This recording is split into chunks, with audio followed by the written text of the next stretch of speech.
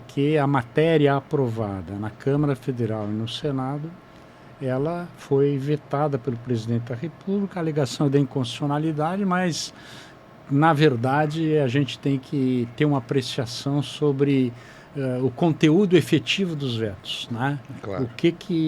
Se vai haver um veto geral na matéria, né? Se uma parte da matéria, né? Porque a discussão de fundo, nesse momento, ela passa, em primeiro lugar, por uma questão do censo, né? Na verdade, essa revisão já deveria ter sido feita em outro momento, houve uma discussão judicial, o Congresso interferiu e, em função de tudo isso, não ocorreu desse período uma alteração, já que a previsão é de que esse censo ocorra de 10 em 10 anos.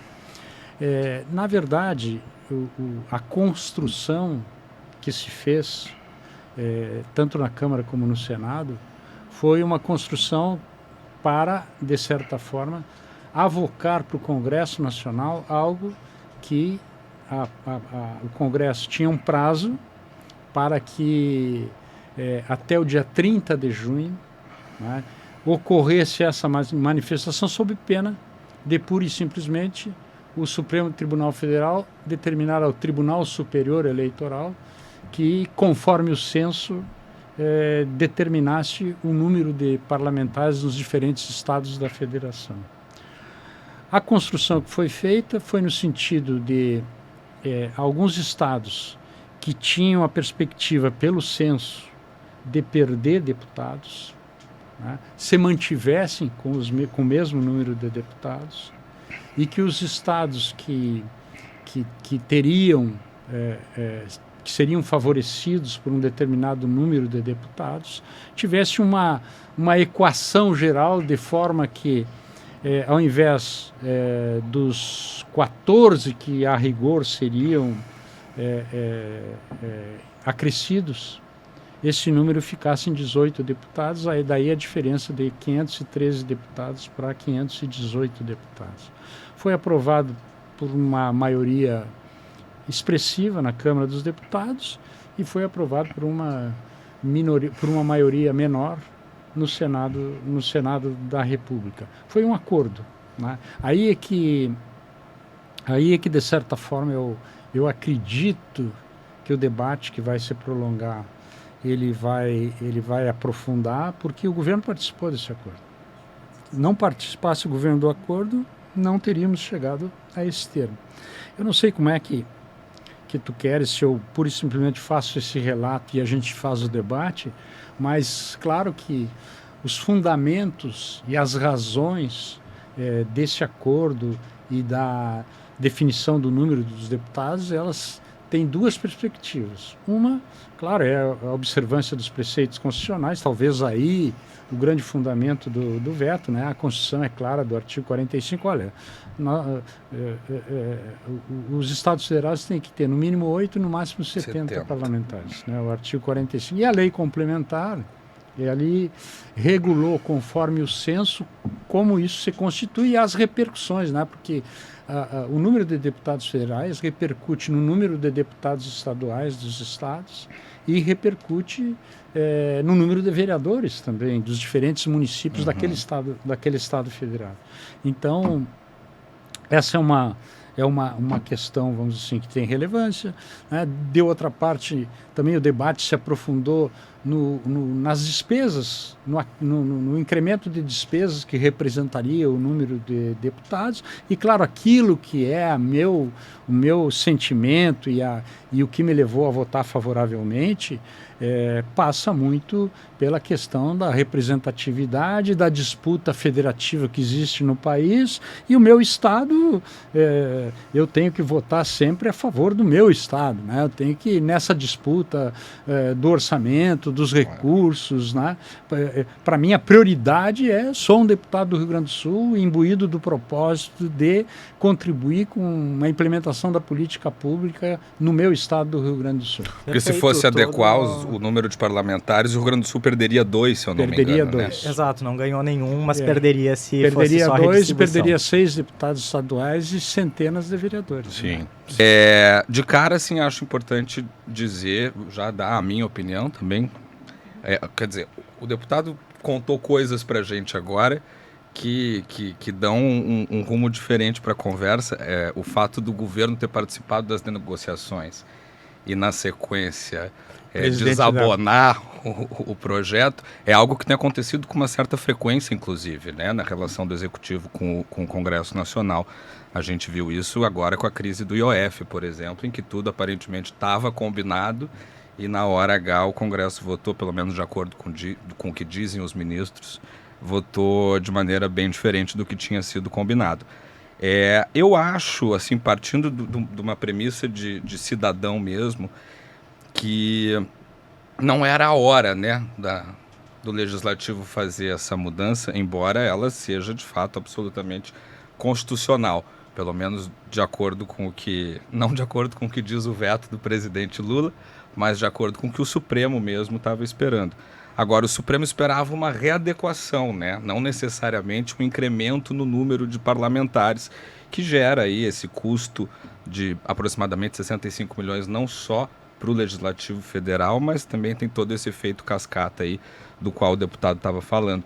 Mas eu queria saber, mas vou aproveitar aqui meu papel de jornalista, queria entender mais sobre essa diferença de discurso. Quer dizer, o governo combinou com o Congresso a votação desse incremento e aí depois das pesquisas deu para trás? Não, deputado? tanto foi combinado que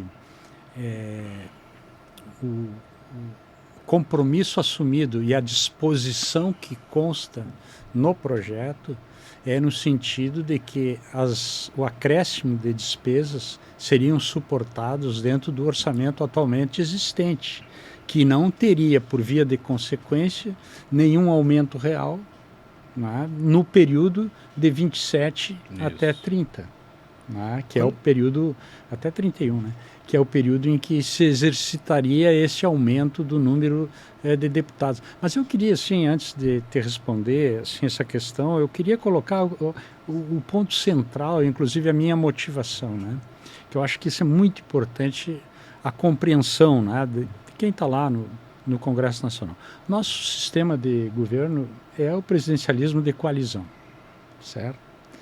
Essa coalizão, ela deveria ser propositiva, mas ela é hoje uma coalizão de interesses. Por quê?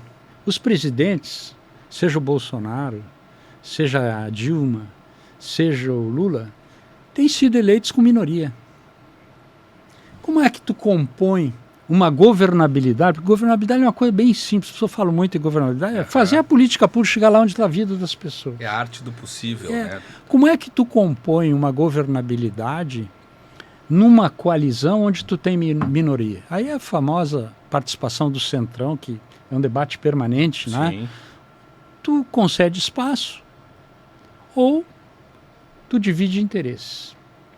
E no orçamento, que é um orçamento de quase 5 trilhões, do Gabriel, o orçamento do país, né, não é suficiente, tem muitas despesas desnecessárias, mas é muito dinheiro. Sim. Né? Dentro do orçamento, tem 50 bilhões para o Congresso Nacional. Uma parte desses recursos com critério, outra parte desses recursos sem critério. Sem critério, que eu digo é o seguinte: disputa federativa, e os estados da federação que têm uma articulação mais efetiva levam vantagem. Ou seja, de uma parte desses 50 bilhões, levam mais recursos que os outros estados. Né? E mais do que isso, né? Que é uma coisa também interessante, Gabriel. Quem é o homem mais poderoso do Congresso Nacional? Presidente do Congresso, presidente do Senado. Davi Alcolumbre, senador. Sim. Né? De qual é o estado da federação que ele é? Do Amapá. Do Amapá. Sem desmerecer tanto o senador, que é um líder, e o estado da federação, como ele consegue? Quem é o presidente da Câmara dos Deputados? Já foi o Arthur Lira de Alagoas, hoje é o meu... de vez em quando ele me chama de primo, mas não é, né? É o Hugo Mota, da Paraíba. Também sem desmerecer o estado do Paraíba, sem desmerecer o deputado. São estados com uma representação menor. Como é que funciona essa articulação? É uma disputa federativa. Por isso o governador Eduardo Leite fala muito bem quando diz que o estado do Rio Grande do Sul hoje não tem as mesmas alternativas que vários estados com menos população, com menos contribuição para o país. E é verdade. Quantos ministros tem o Rio Grande do Sul hoje? Nenhum. Quantos presidentes de partido nacional tem o Rio Grande do Sul hoje? Nenhum. Quantos líderes na Câmara? Eu fui líder da minha bancada até o ano passado. Todo mundo quer ser. Porque exatamente por essa parte do orçamento que não tem critério e que uma articulação faça com que se movimente de um lado ou outro. Agora, o governador Eduardo Leite, Gabriel, está lutando muito contra o veto do presidente da República, que determinou que aquele prazo de 3 anos sem pagar a dívida que o Estado conseguiu, que fui eu o relator, daquela matéria, né, de suspensão do pagamento da dívida em função da calamidade, ela não seja computada para os efeitos dos 30 anos do programa esse que vai refinanciar as dívidas dos estados. E o governador está fazendo de tudo para ver se a gente consegue um acordo com o governo federal para que esse benefício que é justo, que foi conquistado, seja incorporado no projeto. E o governo federal olhando, né, olimpicamente no conjunto das federações, não. Né? Não estou fugindo do tempo, porque eu acho que é muito importante essa questão da disputa. A minha motivação é a disputa federativa. Eu acho que, como parlamentar, nós somos hoje 31, certo? Rio Grande do Sul. Rio Grande do Sul. Os deputados gaúchos, mais 3 senadores. Na disputa federativa são 513. Se nós cairmos para 29, não tem como não admitir que tem prejuízo. Seremos 2 a menos. E lá nos outros estados serão quantos a mais? O Rio Grande do Sul vai perder. Terceiro, se nós estamos com dificuldade na articulação, quando o Rio Grande do Sul já teve a liderança do país em várias oportunidades, eu acho que nós, na medida em que abrimos mão de parlamentares, nós estamos abrindo mão de recursos para o Rio Grande do Sul, diretos na relação dos parlamentares, dos deputados. Diretos porque é a representação, mas as emendas também, né? Perderiam. As emendas parlamentares também, né? E também de voto lá nesse colegiado de 513 deputados. Então, eu tenho compreensão plena, viu, Gabriel? E fica à vontade. Pode radicalizar no sentido de que, claro que representa mais custo. É claro que tu vai fazer aqui a pesquisa, né, e vai dar uma maioria, porque pela simplificação, pela desconstituição do sistema, né? Porque isso aí não deixa de ser realmente a forma como funcionam as instituições hoje. Né? Faz uma enquete com relação ao funcionamento do Supremo Tribunal Federal. Faz uma enquete com relação ao funcionamento do Poder Executivo. Faz uma enquete com relação ao funcionamento do Congresso Nacional. A desconstituição, ela é plena. E eu, com isso, eu não me somo, Eduardo, porque eu sou realmente um parlamentar convicto de que cumpro um papel em benefício do meu estado e do meu país. Eu sou convicto com relação a isso, né? Senão não estaria lá. E defendo a instituição, defendo as instituições. Sou um defensor da democracia intransigente. Quero ouvir o Gabriel sobre esse ponto de não perder representatividade, né? Porque a redistribuição traria perda de representatividade para alguns estados e aumento para outros. Só para quem está nos acompanhando aqui, quem ganha deputados com esse projeto são Pará e Santa Catarina, 4 deputados cada um. Mato Grosso, Rio Grande do Norte e Amazonas, 2 deputados cada um. Ceará, Goiás, Minas Gerais e Paraná, 1 deputado cada estado, totalizando acréscimo de 18. Eu vou te dar mais um ponto, sabe o que é? Um argumento também do Rio Grande do Sul, esse censo foi feito durante a pandemia. Sim. E há um questionamento que, claro, está vencido. Mas, assim, será que realmente durante a pandemia, aqui no Rio Grande do Sul, nós tivemos condições de realizar um censo que realmente puxou para baixo a população do Rio Grande do Sul. Tu viu que nós estamos perdendo aí, nessa definição, para o Paraná. Sim. Mais de 1 milhão de diferença. E nós estávamos na frente do Paraná. O Paraná está ganhando. Desculpe, viu, Gabriel? Imagina de maneira nenhuma. Eu acho que a gente tem um sistema que ele está todo distorcido por algumas questões. A gente tem o quociente eleitoral, que é uma coisa que faz com que a gente vive dizendo, né, com orgulho até que a gente tem uma democracia de representação direta aqui no Brasil. E ela, pelo menos no Legislativo Federal, ela é semi-direta, nos estaduais também, né? A gente teve 5% só dos deputados da Câmara Federal eleitos com o mínimo dos votos, o que já gera aí uma certa distorção. Então, assim, o deputado nem usou esse argumento, obviamente, mas tem muita gente que defende a aprovação desse aumento, falando em melhora da representatividade. Eu acho que isso aí cai por terra. Achei a argumentação do Afonso muito mais honesta, porque vai muito nesse sentido da institucionalidade e da disputa federativa, né? Que, afinal de contas, a gente vive nesse sistema. Agora, eu acho que o contexto atual, o momento atual, a aprovação desse projeto na Câmara e no Senado, diante do contexto em que a gente está vivendo agora, é meio que um tiro no pé, falando justamente da imagem das instituições, inclusive, para a sociedade civil, né? A gente já vem vivendo aí um momento de absoluto descrédito, tanto do Supremo, principalmente ultimamente em relação ao Supremo, mas muito em relação ao Legislativo e ao Executivo Federal também. Tanto que eu ainda estou muito surpreso com essa informação de que havia um acordo com o Planalto para aprovação dessa medida. E a partir do momento, imagino, né, que o presidente Lula veja as pesquisas, né? A gente teve um Datafolha em junho que indicou que 76% da população é contra, né? E eu acho que a gente vai ampliando assim o escopo, e se a gente for ver outros países, né?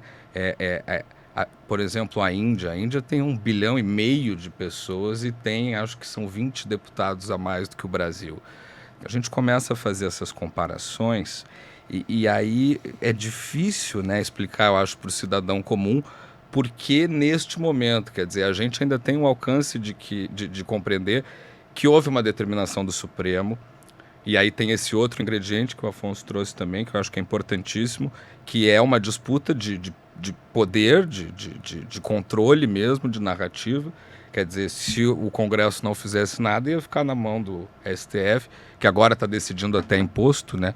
Ultimamente, o Alexandre de Moraes, inclusive, definiu como é que ia ficar o IOF. Quer dizer, eu acho que é o momento errado, né? Até porque a gente vive num país também que tem 29 partidos, né, Afonso? Agora está diminuindo bastante. A gente vem diminuindo, já tivemos mais de 35, no Congresso nós temos 20 representados, né?